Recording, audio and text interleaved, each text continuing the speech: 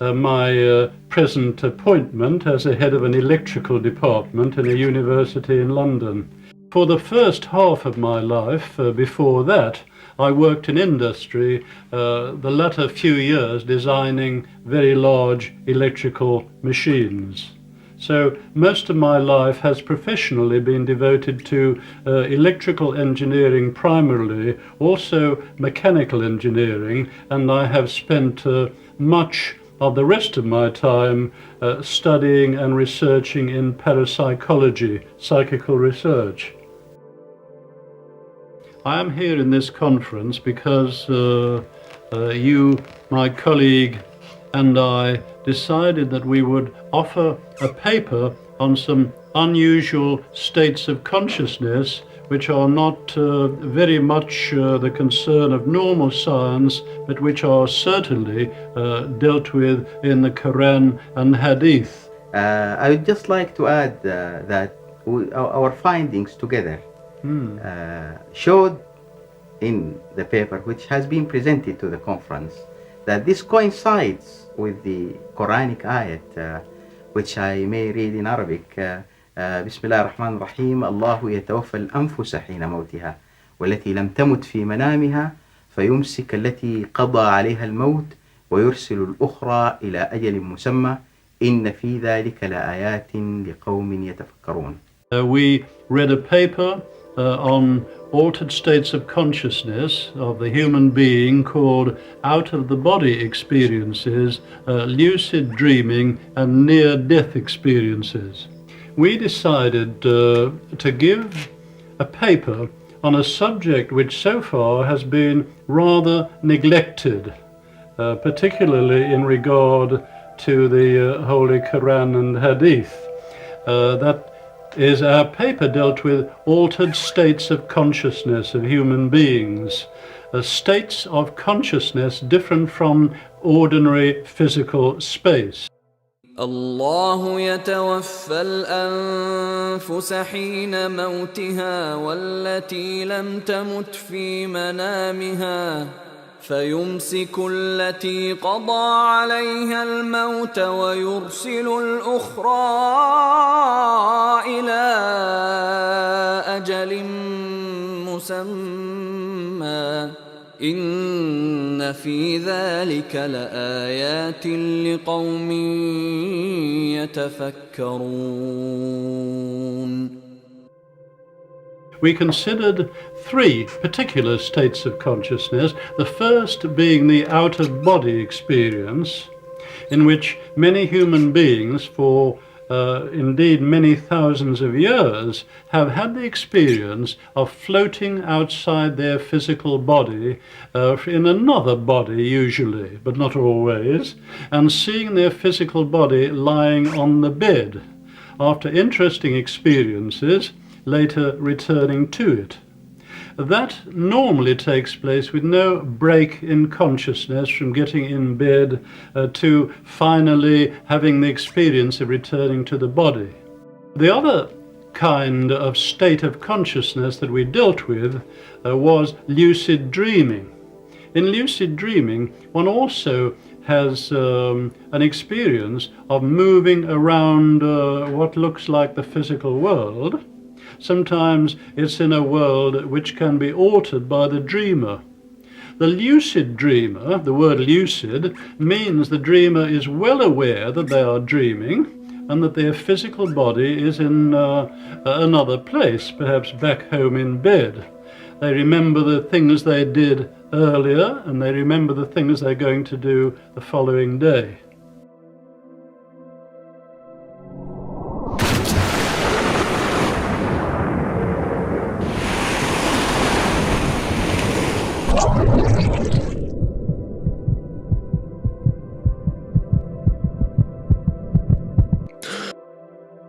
It has been found possible to communicate with a lucid dreamer through the action of their physical body.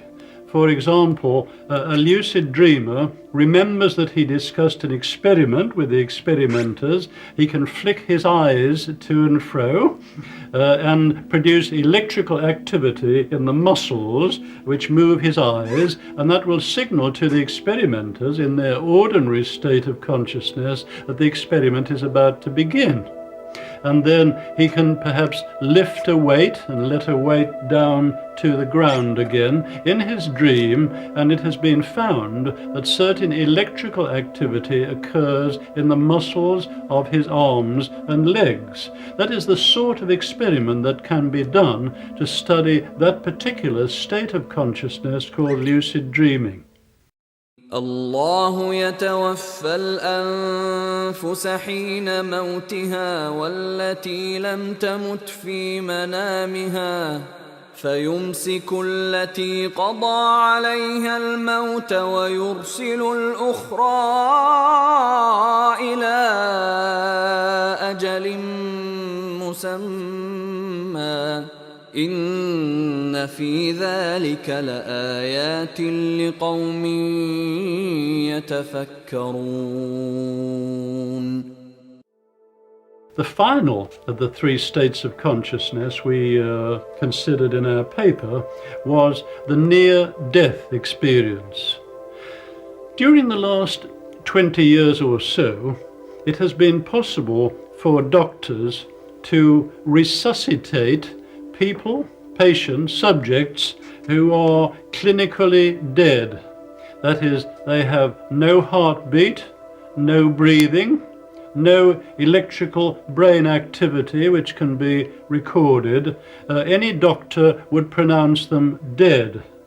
Sometimes subjects having experience of that kind have heard themselves pronounced by a doctor or by other friends around or others to be dead.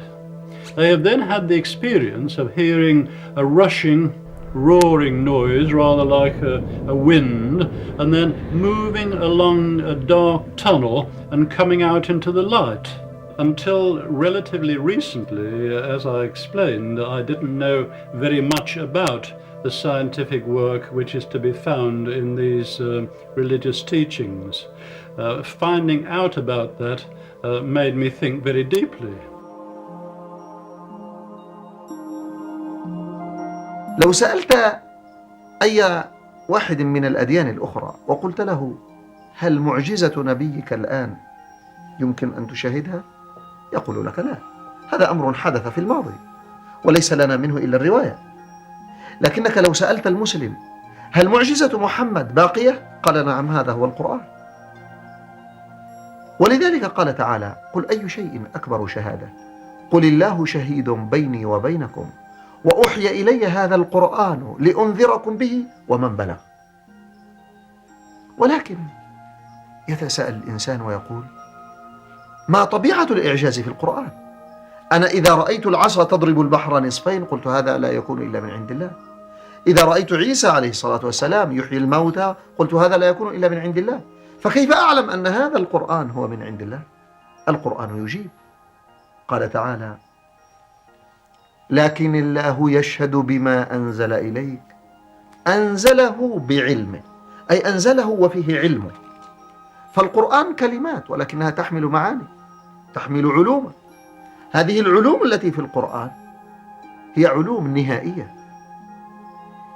فإذا تقدم البشر في مجال من المجالات التي ذكرها القرآن علموا أن الذي ذكره القرآن هو الحق. وهذا العلم يزداد للبشر جيلا بعد جيل، فهذه المعجزة تتجدد جيلا بعد جيل وزمنا بعد زمن. ولذلك هذا ما نعنيه بأن معجزة محمد صلى الله عليه وسلم باقية ومتجددة. وبذلك كان محمد صلى الله عليه وسلم هو الرسول الذي يتحدث إلى راعي الغنم في جزيرة العرب وإلى البروفيسور أليسون الأستاذ الآن عبد الله أليسون الذي أسلم، وإلى أساتذة الجامعات في عصرنا والذين شهدناهم في المؤتمر يتعاقبون لبيان هذا الإعجاز في الكتاب الكريم والسنة النبوية المطهرة. I found recently that My beliefs, my practices of many years appear to be in agreement with those of Muslims. Since birth I have not eaten pork or indeed any other kind of meat. I have always been a vegetarian, and I very early discovered in my life that alcohol was not to my taste, and I have never drunk alcohol. Should I add, in addition, I have never smoked cigarettes, which are also damaging. So I think I was rather surprised when Sheikh Zindani told me after a discussion about my views and beliefs and my personal practices that I was indeed a Muslim. And of course I was only too happy, as I have always been happy, to tell anyone who wishes that these are my views and beliefs. So I have been very happy this week to join the Muslim family of brothers and sisters, and I have been overwhelmed with the joy and the friendship, brotherliness and sisterliness that have been showered upon me. I shall be ever grateful to Allah.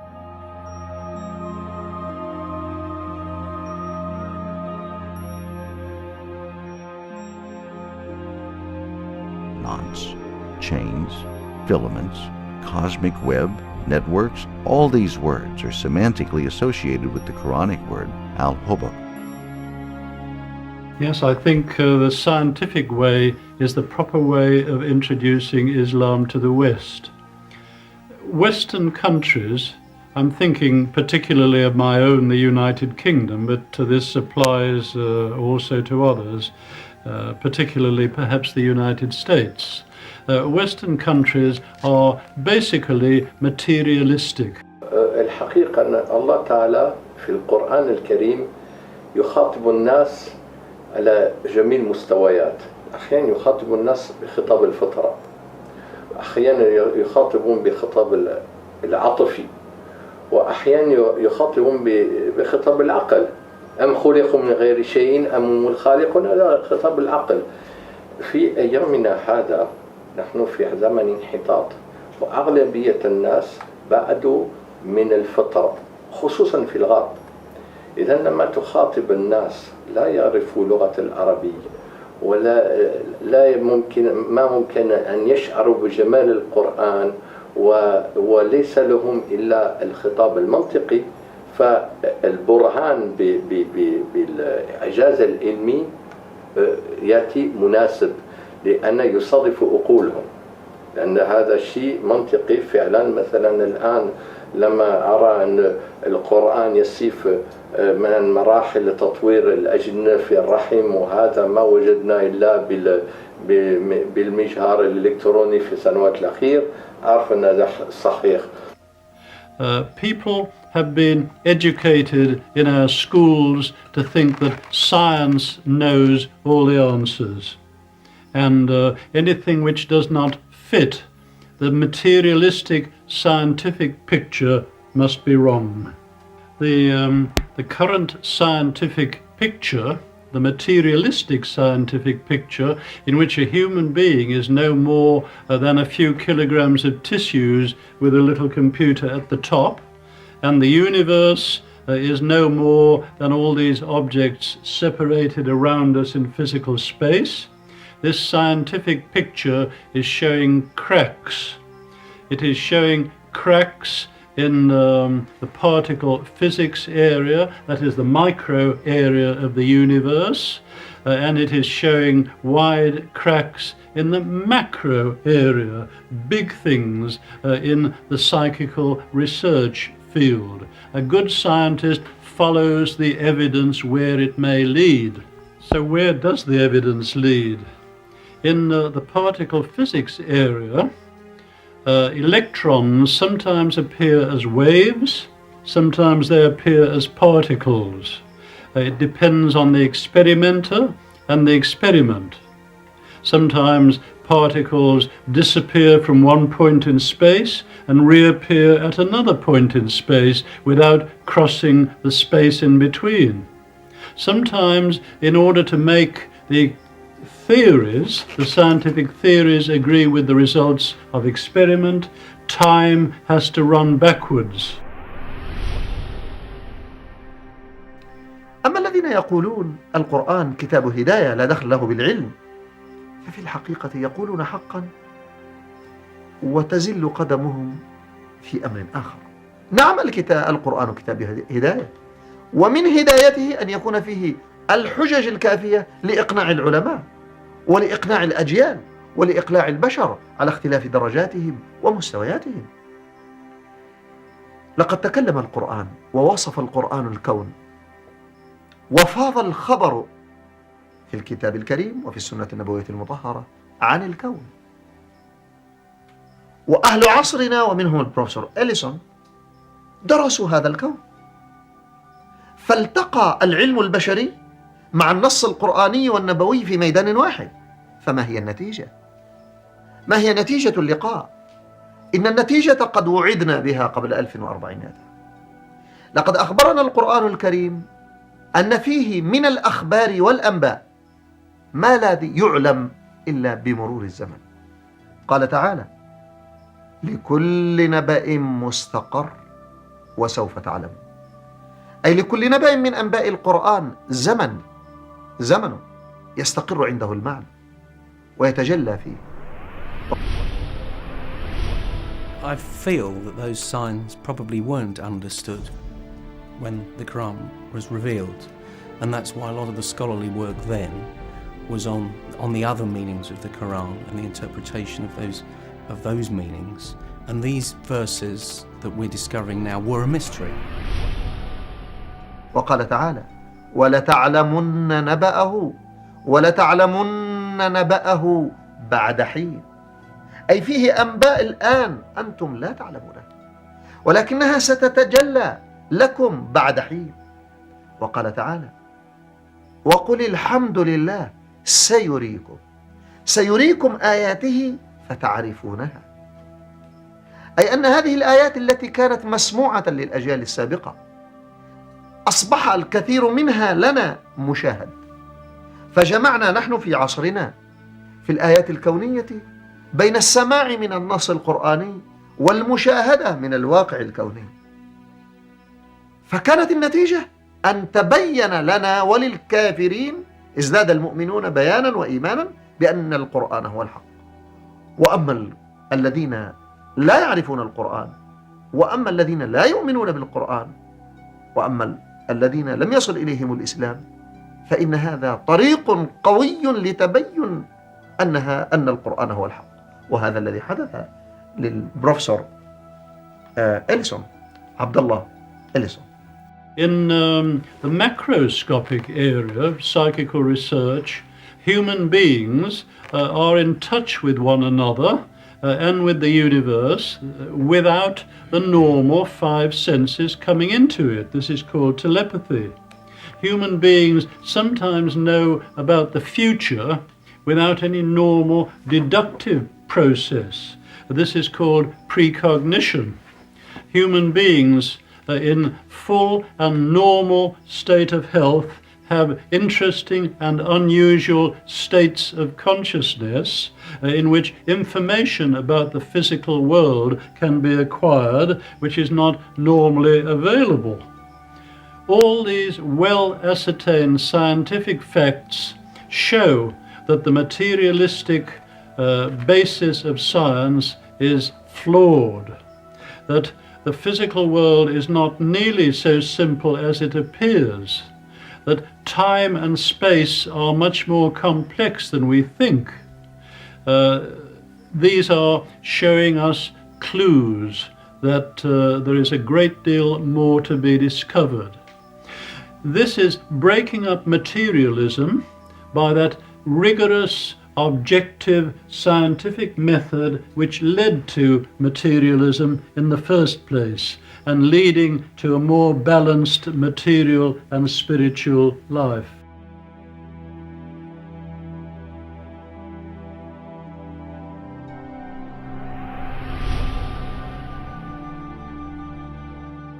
how scientific Islam could be. I was rather surprised. You know, in Western countries we know very little about Islamic religious teachings. The Quran is not very much read, and the Hadith are not read. I think that the Muslim world does not shine its light as much as some of the other religions do in the West. But I was very surprised to learn quite recently of the scientific statements which are to be found in Quran and Hadith. I was very surprised to find that there are these statements about psychical research matters, which Dr. Yahya has quoted. الله يتوفى الأنفس حين موتها والتي لم تمت في منامها فيمسك التي قضى عليها الموت ويرسل الأخرى إلى أجل مسمى إن في ذلك لآيات لقوم يتفكرون. I was also very surprised to hear other Western scientists quote statements in the Quran about embryology and about geology and various other medical matters. The stages of embryonic and fetal development mentioned in the Quran should be used when teaching Muslim students because they are in accordance with our modern understanding of the development before birth. It will also enable Muslim doctors and nurses to explain human development to their patients using Quranic references. Some of those facts not having been discovered until the years of the present century. As the Quran and Hadith are some 1400 years old, that surprised me very much and made me wonder what the source could be. Muhammad could not have known these facts about human development in the 7th century because most of them were not discovered until the 20th century. Muslims and others are justified in concluding that these facts could only have been revealed to Muhammad by the one who knows all about us, not only about how we developed, but how we live and function. I would like very much to establish in London an important centre in the West as an Islamic scientific research institute to study science, especially those areas of parapsychology and complementary medicine which are so weakly supported at present in the modern scientific world. I have a duty to tell other scientists what I discover. And I have discovered certain remarkable scientific things in Quran and Hadith. So I think it's my duty to tell them that they should read these books because they would find their scientific imagination stimulated. They would find new experiments, possibilities of scientific research would arise in their minds. So we Muslims should shine the lights of Islam on the materialistic scientific world and using those rigorous methods of science which led to that materialism, reintegrate our brothers in that world with a little deeper truth about the universe in which they find themselves and about their own natures. Allah be praised. I called myself Abdullah Ellison.